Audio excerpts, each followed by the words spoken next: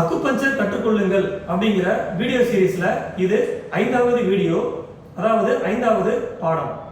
Acupuncture மருத்துவ முறை அப்படிங்கிறது நம்ம மனித உடம்பையும் சரி, மனித உடம்புல இருக்கிற உள்ளுறுப்புகளையும் அணுகிற விதமே பாத்தீங்கன்னா ரொம்ப தனித்துவம் வாய்ந்ததா இருக்கு, ரொம்ப வித்தியாசமா இருக்கு.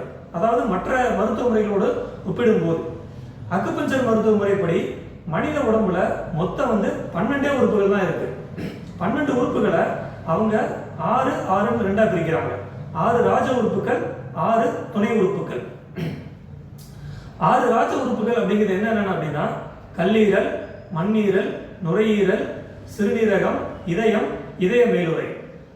இந்த இதய மேலுறை அப்படிங்கிறது ஆங்கிலத்தில் பெரிகார்டியம் அப்படிம்பாங்க.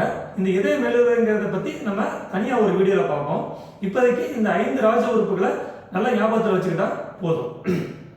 கல்லீரல், மண்ணீரல், நுரையீரல், சிறுநீரகங்கள், இதயம். இந்த ராஜ உறுப்புகள் அப்படிங்கிற பேர் இதை ஏன் ராஜ உறுப்புகள் அப்படின்னு அழைக்கிறாங்க அப்படின்னா, இந்த ராஜா அப்படிங்கிற வார்த்தை ஏன் வருதுன்னா, இந்த 6 உறுப்புகள் தான் ஒட்டுமொத்த மனித உடம்பை ஆட்சி செய்யுது. அதாவது கவர்னிங் அப்படிம்பாங்க. கவர்னிங் அப்படின்னு நம்ம ஆங்கிலத்தில் சொல்லக்கூடியது, அதாவது ஆளுகை அப்படின்னு சொல்லுவாங்கல்ல, அதை ஆட்சி செய்யறதுனால ராஜ உறுப்புகள் அப்படிங்கிற பேர்ல அழைக்கிறாங்க. சைனீஸ்ல இன் ஆர்கன்ஸ் அப்படிங்கிறாங்க.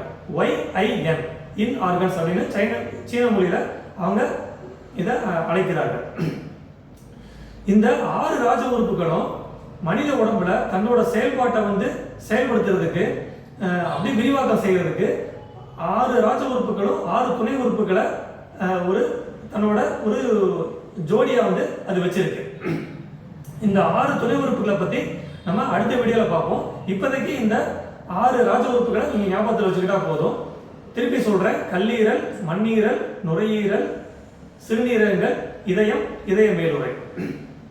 அக்குபஞ்சர்ல ஒவ்வொரு பாடமும் ரொம்ப சிம்பிளா தான் இருக்கும், பட் ஆனால் ரொம்ப முக்கியத்துவம் வாய்ந்தது. கொஞ்சம் கவனமா ஃபாலோ பண்ணுங்க. நன்றி.